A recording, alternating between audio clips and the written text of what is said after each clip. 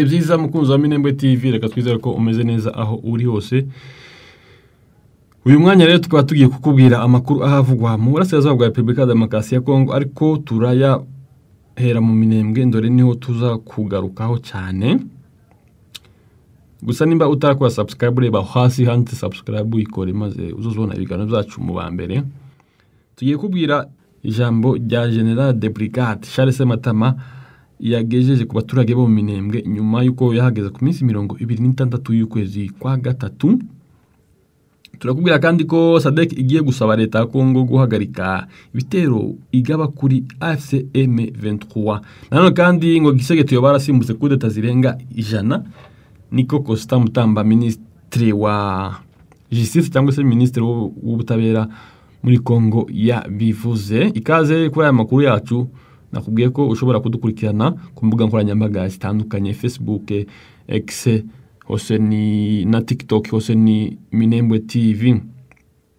Eka makuru yacu tuyahere mu Minembwe gatoya, bari mu byishimo byinshi. Ku minsi 23 nibwo ingabo ziyobowe na General de Brigade Charles Matama zageze mu karere ka Minembwe. Mwagiye mubibona mu mashusho atandukanye aho abagore basashe impande akagenda akandagiraho abaturage bati twari tumaze iminsi turi mu buretwa. Yabonanye n'abaturage abagezaho ijambo yose turafite baberetse kuko bagihari. Nukumvikana nukuvuga ko umuraga yadusigiye, amasomo yadusigiye yose turafite n'abayagiye. Nukuvuga ko uno munsi ibintu byose nta na kimwe kizokihana.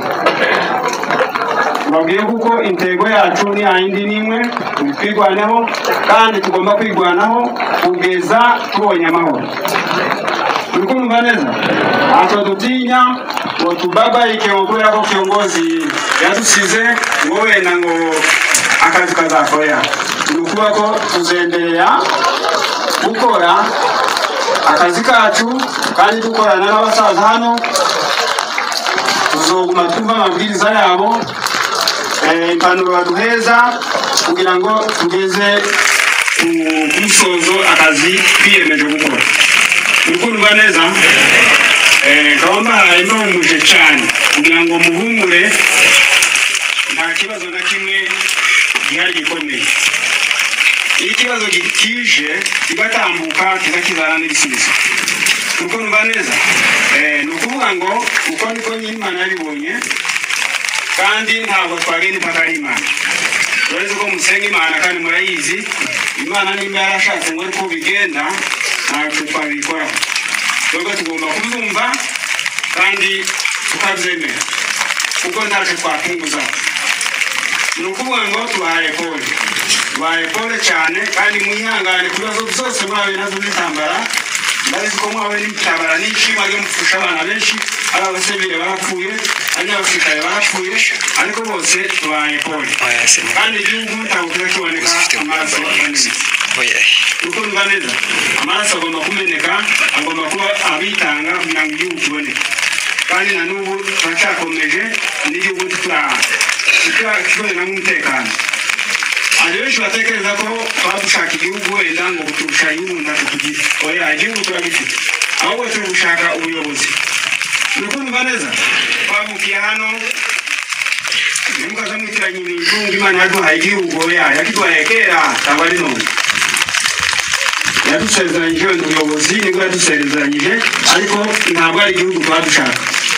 Undumva gutyo yagira ngo turushaka igihugu ntacyo twari dufite. Angani wacu ni igihugu ni cyacu.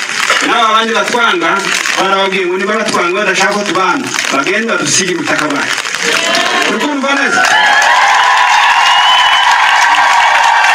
Abantu bose bajya bose batwanga badashaka kutubona, utambuka ngo umunyarwanda, utambuka ngo urinde baduka tugira nabi. Bazo tuvire mu gihugu kuko kino ni igihugu cyacu, niba batadushaka bagende badusige ubutaka kuko twubaka. Ntabwo twadushaka igihugu, turashaka ubuyobozi bwiza mu gihugu. Nibwo dushaka. Turashaka natwe kutuyobora igihugu tukabana mu butegetsi hamwe n'abandi n'amoko yose, kandi ntabwo ko namwe ushaka kuko kubwirukana buve mu gihugu. Turashaka ko tubana nabo ariko tubane mu mahoro tubane nabo twubahanye bazi ko natwe turi abantu nabo tumenye ko turi abantu apana kubana nabo badusuzugura bashaka kutwereka ko turi abashitsi ntabwo turi abashitsi hano kuko amateka y'iki gihugu turayazi ntabwo turi abashitsi imipaka kuba bayikata twarahangaha yadusanze hano Kongo ya Kongo twarahangaha hariho n'abandi bafite imipaka yabo ariko bavuga ururimi rumwe n'indi mipaka ariko ntacyo babatwara kibo bakabihorera akabakongomani atotwe tw'abanyarwanda ni ukuvuga ngo isura yacu bana bazobana natwe isura yacu bayange babana nabo muzi ukuntu bazabahadikika murakumva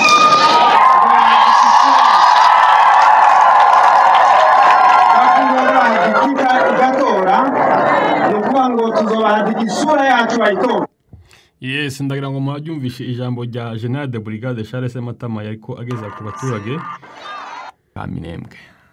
Mu yandi makuru nuko SADC igiye gusaba leta ya Kongo guhagarika ibitero igaba kuri AFCM 23. Umuryango wa Afrika y'Amajepfo SADC wasezeranyije ihuriro AFCM 23 kugiye guhagarika cyangwa se kugiye gusaba ubutegetsi bwa Republika Demokarasi ya Kongo guhagarika ibitero zatangajwe n'umuvugizi wa AFCM 23 Lawrence Kanyuka nyuma y'ibiganiro byahurije iri huriro n'abahagarariye SADC mu mujyi wa Goma ku minsi 28 y'ukwezi kwa gatatu uyu mwaka. AFCM 23 na SADC bemeranyije gufatanya cyangwa se ubufatanye mu gusana ikibuga cy'indege cya Goma kugira ngo ingabo z'uyu muryango zakoranaga n'iza RDC zizakinyuraho zitaha iwabo. Mu biganiro n'abanyamakuru cyangwa se mu kigano n'abanyamakuru Kanyuka esobanura ko impande zombi zizashiraho itsinda ry'abazakurikirana ibigomba gusanwa kuri iki kibuga cy'indege mbere yuko imirimo nyirizina yagaragaje ariko ko nubwo AFCM 23 yafashe icyemezo cyo guhagarika imirwano ku giti cyayo ingabo za RDC zikomeje kugaba ibitero ku baturage zo mu bice igenzura. Kanyuka yasobanuye ko ubwo AFCM 23 yagaragarizaga SADC ko ibitero by'ingabo za FARDC cyangwa se za RDC bishobora kwangamirira ibikorwa bibanziriza gufungura ikibuga cy'indege, uyu muryango wasezeranyije ko ugiye gusaba agahenge. Ati bavuze ko batazongera kurwana kandi ko bagiye gusaba leta ya Kongo guhagarika imigwano. Duhora tuvuga ko kubahiriza ihagarikwa y'imigwano, twabitangaje ku giti cyacu inshuro nyinshi, ariko leta ya Kongo itugabaho ibitero. Icyemezo cyo gusaba ingabo za SADC kuva muri RDC cyafashwe n'abakuru b'ibihugu byo muri uwo muryango ku minsi 13 y'ukwezi kwa gatatu. Basabye leta ya Kongo kuganira na AFCM 23. Ntabwo ari abakuru ba SADC basabye leta ya Kongo kuganira na M23 gusa, n'ibindi bihugu bitandukanye byagiye bisaba leta ya Kongo kuganira na AFCM 23. Mu gihe Tshisekedi yagumye kuvuga ko atazagana na AFCM 23 kuko ari ibikoresho by'u Rwanda, ibyo u Rwanda ruhakana buri gihe. Ariko twabutsa ko ku minsi 18 y'ukwezi kwa gatatu harateganyijwe ibiganiro bizahuza AFCM 23 na leta ya Kongo muri Angola, aho ni Rwanda, nyuma zaje kurangira M23 ibyikuyemo. Twabutsa kandi ko ku minsi 18 Tshisekedi yahuye na Kagame idoha muri Qatar, aho bari bagiye kuganira ku kibazo cy'umutekano muke mu burasirazuba bwa Repubulika ya Demokarasi ya Kongo. Reka tugiri muri Kongo, Tshisekedi yaba amaze gusimbuka kudeta zirenga ijana. Minisitiri w'ubutabera wa Repubulika ya Demokarasi ya Kongo yatangaje ko Perezida Tshisekedi w'iki gihugu amaze gusimbuka kudeta zirenga ijana zagerageje kumukorerwaho. Mutamba yabitangaje kuri uyu wa gatandatu cyangwa se niposho ubwo yari mu mitingi yaberaga i Kinshasa. Uyu yavuze ko abanzi ba Tshisekedi bagerageje kumuhirika ku butegetsi inshuro zirenga ijana, bamuhora kuba ariwe Perezida rukumbi wa RDC yagize wanze kugurisha igihugu cye. Ati Perezida Tshisekedi niwe Perezida wa mbere wa Kongo wanze kugurisha ubusugire bw'igihugu. Abanzi binjiye muri Kongo bashaka gukora kudeta inshuro nyinshi. Mutamba yakomeje agira ati umubyeyi wacu ufashe beto wafashe ubutegetsi biciye mu nzira zemewe, nta tegeko yigeze yica, nta tegeko nshinga yigeze yica. Ariko se kubera iki bashatse kumukorera kudeta? Kuki abagambanyi b'igihugu bihuza n'umwanzi bagatuma Perezida asimbuka kudeta zirenga ijana? Mutamba ntigeze yerura ngo atangaze abashatse kwivugana Perezida Tshisekedi. Gusa uyu Perezida wa Kongo yakunze gushira u Rwanda mu majwi arushinja kuba inyuma y'ibitagenda neza byose muri Kongo. Turagushimira twabanye muri umwanya w'amakuru. Gusa twakubisa ko wakanda hasi handitse subscribe kugira ngo uzuzwe n'amakuru yacu n'ibiganiro byacu kugiye tubonane mu makuru yacu ataha.